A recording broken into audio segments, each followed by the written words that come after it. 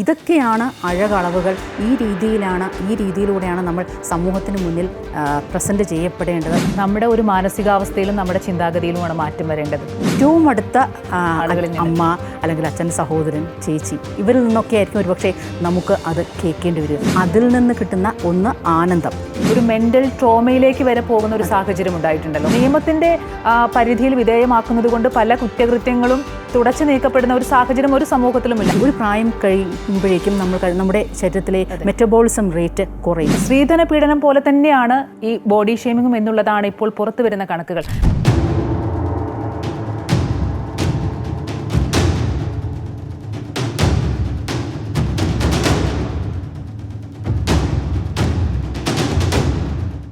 ഇപ്പോൾ നമ്മുടെ ഗ്രൂപ്പിൽ ചിലപ്പോൾ ചിരിക്കുമ്പോൾ ഈ പല്ലിൻ്റെ ഇവിടെ ചിലപ്പോൾ ഒരു പ്രശ്നം ഉണ്ടാകും.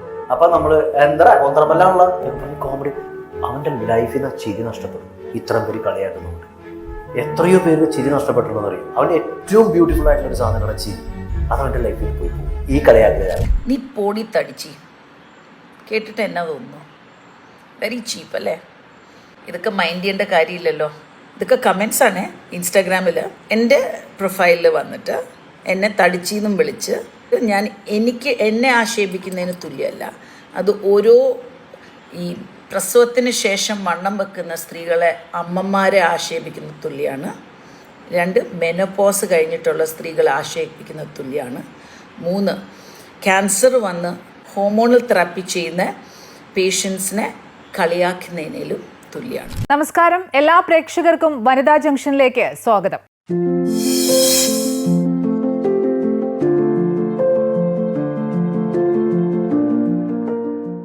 ബോഡി ഷേമിംഗ് ഇനി കുറ്റകൃത്യം. നിയമനിർമ്മാണത്തിനൊരുങ്ങി സർക്കാർ. ബോഡി ഷേമിംഗ് ഗാർഹിക പീഡനത്തിന്റെ പരിധിയിൽ വരുമെന്ന ഉത്തരവ് 2024 ഹൈക്കോടതി പുറപ്പെടുവിച്ചിരുന്നു. രാജ്യത്ത് ആദ്യമായാണ് ഒരു സർക്കാർ ബോഡി ഷേമിങ്ങിനെ കുറ്റകൃത്യത്തിൽ ഉൾപ്പെടുത്തുന്നത്. രൂപഭാവത്താൽ ആരെയും നിർവചിക്കാനുള്ള സ്വാതന്ത്ര്യവും അവകാശവും ആർക്കുമില്ലെന്നും അത് പരിഷ്കൃത സമൂഹത്തിന് ചേർന്നതല്ലെന്നുമുള്ള ചിന്തയാണ് നിയമത്തിന്റെ പരിധിയിൽ കൊണ്ടുവരാനുള്ള പ്രധാന കാരണം. ശരീരഘടനയുടെ പേരിൽ അങ്ങനെ ഇരയാക്കപ്പെടുന്നവരിൽ വലിയൊരു ശതമാനം സ്ത്രീകളാണ്, പ്രത്യേകിച്ച് സമൂഹ മാധ്യമങ്ങളിൽ. ബോഡി ഷേമിംഗ് കുറ്റകൃത്യമായി കണ്ട് നിയമത്തിന്റെ പരിധിയിൽ വന്നാൽ ഇനി ആരും ബോഡി ഷേമിങ്ങിന് വിധേയരാകില്ലേ?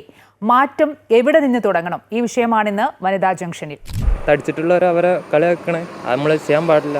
അവരെ ചെയ്യുന്ന അവരുടെ മനസ്സിൽ പ്രശ്നമാണല്ലോ. അതുകൊണ്ട് അതങ്ങനെ ഒഴിവാക്കി വിടാം. അതൊന്നും ആവശ്യമില്ലാത്ത നമുക്ക് എല്ലാവരും ഒരുപോലെ കാണുക. അങ്ങനെ തന്നെ എല്ലാവർക്കും ഒരേപോലെ ആയിക്കോണമെന്നില്ല. നമ്മളെല്ലാവരും ഒരേപോലെ തന്നെ കാണുക. പക്ഷേ അത് ചെയ്യുന്നത് തെറ്റാണ്. അതിന് നമ്മൾ പ്രതികരിക്കുക തന്നെ വേണം. ആ സർക്കാർ ഇപ്പം പുതിയൊരു നിയമം കൊണ്ടുവന്നൊക്കെ കേട്ട് നല്ലതാണ്. ഓരോരുത്തർക്ക് ഹൈറ്റ്, വെയിറ്റ്, തടി, അങ്ങനെ കുറേ കാര്യങ്ങളുണ്ടാവില്ലേ. അതൊക്കെ ഓരോരുത്തരെ എന്താ പറയുക, ബോഡീൻ്റെ ലാംഗ്വേജ് ആണല്ലോ. അപ്പം അതിനെപ്പറ്റി കുറ്റം പറയുന്ന ആൾക്കാരും അങ്ങനെ കുറേയൊക്കെ ഉണ്ടല്ലോ. ഓരോരുത്തരെ പറ്റി ഇങ്ങനെ കൂടുതലായിട്ട് ബോഡി ഷേമിങ്ങിനെ പറ്റി ഇങ്ങനെ ഓരോന്ന് പറയുന്നുണ്ട്. അതായത് ഇതേപോലെ തന്നെ ഹൈറ്റ് കൂടുന്നു, കുറയുന്നു, തടി കൂടുന്നു, അങ്ങനെ പല രീതിയിലും അങ്ങനെ ഓരോന്ന് പറയുന്നുണ്ട്. അത് ശരിയായ ഒരു ഇതല്ല. മെലിഞ്ഞ് തടിച്ച് അങ്ങനെ ഓരോന്ന് പറയും. പക്ഷേ അത് നമ്മൾ ഉള്ളിലേക്ക് എടുക്കുന്നില്ല. ഇപ്പോൾ ലോ വന്നില്ലേ ബോഡി ഷേമിങ്ങിനെതിരെ? എതിരണ്ട? ഇല്ലില്ല, ഞാൻ ചെയ്തില്ല. കുറേ ഏറ്റ് വാങ്ങിയിട്ടുണ്ട്. തടിച്ച് ചബ്ബിയല്ലേ, അതിന് പേര് വളരെ ബാഡ് അഭിപ്രായം. ചെയ്യാൻ പാടില്ല. പറഞ്ഞ പോലെ തന്നെ ഒരു സുപ്രധാനമായ ഒരു തീരുമാനമാണ് സർക്കാർ കൈക്കൊള്ളാൻ വരുന്നത്. കാരണം 2024 ഹൈക്കോടതി ഒരു സ്ത്രീധന പീഡന കേസുമായി ബന്ധപ്പെട്ടാണല്ലോ ഗാർഹിക പീഡന കേസിലും ഈ ബോഡി ഷേമിംഗ് ഉൾപ്പെടുത്തിയത്. അതിൻ്റെ ഒരു തുടർച്ച എന്ന് വേണമെങ്കിൽ നമുക്കിതിനെ കരുതാം.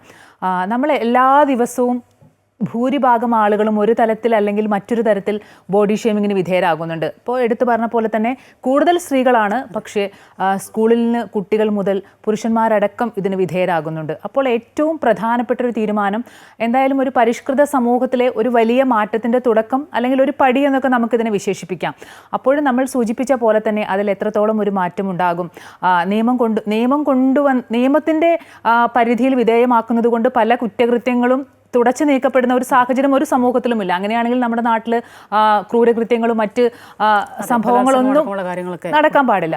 പക്ഷേ ആ ഒരു രീതിയിൽ നോക്കുമ്പോൾ ഇത് എത്രത്തോളം വലിയൊരു മാറ്റമാണ് അല്ലെങ്കിൽ ഒരു സുപ്രധാന തീരുമാനമായിട്ടാണ് ഇതിനെ കാണുന്നത്. പ്രത്യേകിച്ച് ഏറ്റവും കൂടുതൽ സമൂഹ മാധ്യമങ്ങളിലടക്കം സ്ത്രീകൾ ഇന്ന് ഇപ്പോൾ സെലിബ്രിറ്റികളാണ്, അല്ലെങ്കിൽ പബ്ലിക് ഫിഗറായിട്ടുള്ള സ്ത്രീകൾ, സാധാരണക്കാരായ സ്ത്രീകളൊക്കെ നേരിടുന്ന ഒരു സാഹചര്യം നിലവിൽ നിൽക്കുമ്പോൾ എത്രത്തോളം ഒരു വലിയ തീരുമാനമാണ് അല്ലെങ്കിൽ ഒരു മാറ്റമായിരിക്കും ഇത്. നമ്മൾ സൂചിപ്പിച്ചതുപോലെ അങ്ങേയറ്റം വലിയൊരു തീരുമാനം അല്ലെങ്കിൽ ഒരു മാറ്റം എന്നൊക്കെ നമുക്കിതിനെ പറയാം. അത് ഒരു വശത്ത്. ഇങ്ങനെ ഒരു നിയമം കൊണ്ടുവരുമ്പോൾ അത് കൃത്യമായ ഒരു രീതിയിൽ നമ്മുടെ സമൂഹത്തിൽ പ്രതിഫലിച്ച് നീതി ആവശ്യമുള്ളവർക്ക് നീതി ലഭ്യമാകും. ഇനി ആരെയും അങ്ങനെ ബോഡി ഷേമിങ്ങിൻ്റെ പേരിൽ കളിയാക്കില്ല, അങ്ങനെയുള്ള വിശ്വാസം ഉണ്ടാകുമോ അതും മാറ്റിവെക്കാം. അതിനുമപ്പുറം ആദ്യം ഞാൻ ചിന്തിക്കുന്നത് എന്താണ് ഈ ബോഡി ഷേമിങ്ങിന് പിന്നിലുള്ള ആ ഒരു മാനസികാവസ്ഥ എന്നാണ്. അവനവൻ്റെ കുറ്റങ്ങളൊന്നും കണ്ടെത്താതെ, തിരിച്ചറിയാതെ, അല്ലെങ്കിൽ ആ ഒരു കുറ്റം കണ്ടെത്തി തിരിച്ചറിഞ്ഞ് അത് മറ്റുള്ളവരുടെ മുന്നിൽ പ്രകടിപ്പിക്കാതെ അല്ലെങ്കിൽ അവരിൽ നിന്ന് മറച്ചു വെക്കുന്നതിന് വേണ്ടി മറ്റുള്ളവരുടെ കുറ്റങ്ങൾ, കുറവുകൾ അതിനെ കുറച്ച് ഹൈലൈറ്റ് ചെയ്ത് പറയുക, 4 ആൾ കൂടുന്നിടത്ത് അതേക്കുറിച്ച് സംസാരിക്കുക. അപ്പോൾ അതിൽ നിന്ന് കിട്ടുന്ന ഒന്ന് ആനന്ദം, 2 ഈ പറഞ്ഞതുപോലെ അവനവൻ്റെ കുറവുകളെല്ലാം സപ്രസ്ഡായി എന്നുള്ള ഒരു ഫീലിംഗ്. അതാണ് ശരിക്കും ഞാൻ മനസ്സിലാക്കിയെടുത്തോളം ഈ ബോഡി ഷെയ്മിങ് എന്ന് പറയുന്നതിൻ്റെ ഏറ്റവും ബേസിക് ആയിട്ടുള്ള ഒരു ഘടകം. രണ്ടാമത് അമ്പിളി പറഞ്ഞതുപോലെ ഇത് ഗാർഹിക പീഡന നിയമത്തിൻ്റെ പരിധിയിൽ കൊണ്ടുവരുന്നു എന്ന് പറഞ്ഞു. ശരിക്കും പലപ്പോഴും നമ്മൾ ചിന്തിക്കേണ്ട ഒരു കാര്യമുണ്ട്. ഗാർഹിക പീഡനത്തിൻ്റെ പരിധി എന്ന് പറയുമ്പോൾ ശരിക്കും ഇത് എവിടെ നിന്നാണ് ആദ്യം തുടങ്ങുന്നത്?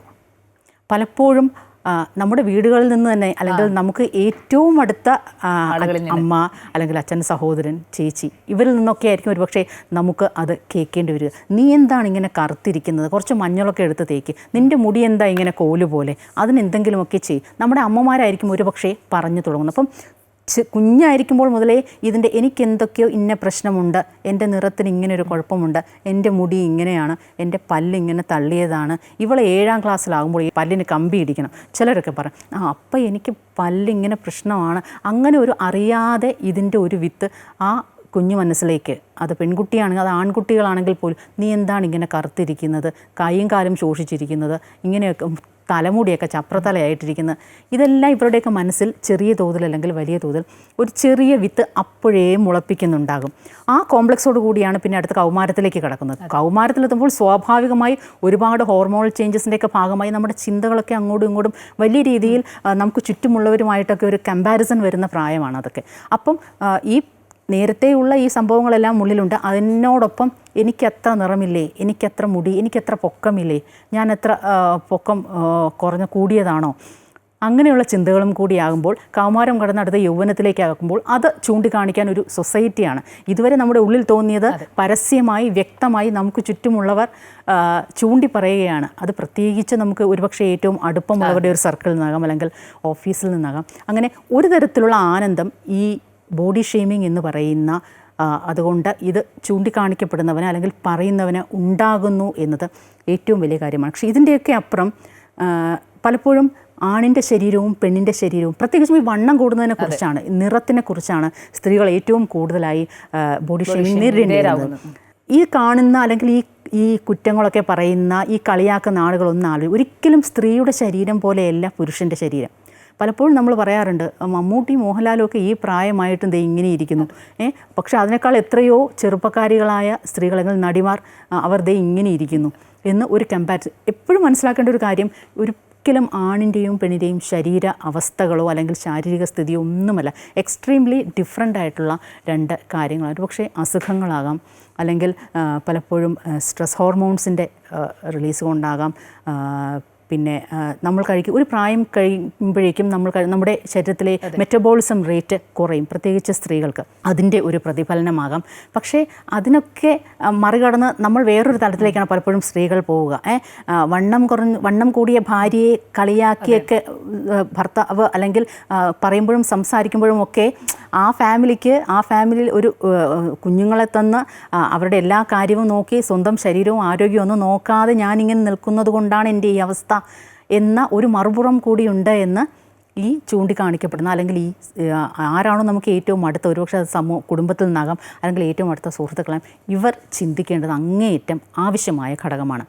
അപ്പോൾ ഇവിടെ അടുത്ത ചോദ്യം വരുന്നത്, ഇങ്ങനെ ഒരു സാഹചര്യം ഉണ്ടാകുമ്പോൾ അത് ഏത് രീതിയിൽ നമ്മളതിനെ പ്രതിരോധിക്കണമെന്നതാണ്. ഇപ്പോൾ സ്വപ്ന സൂചിപ്പിച്ച പോലെ തന്നെ ഈ ബോഡി ഷെയ്മിങ് എന്ന് പറയുന്ന വാക്കും ഇത് ചർച്ച ചെയ്യപ്പെട്ടത് ഈ ഒരു കാലത്താണ്. പക്ഷേ നമ്മൾ കാലാകാലങ്ങളായിട്ട് ഒരു മനുഷ്യൻ അവരുടെ ദൈനംദിന ജീവിതത്തിൽ എപ്പോഴും കേൾക്കുന്ന ഒന്നാണ്. ഇപ്പോൾ നേരത്തെ നമ്മൾ ഈ കുട്ടികളുടെ കാര്യം പറഞ്ഞു.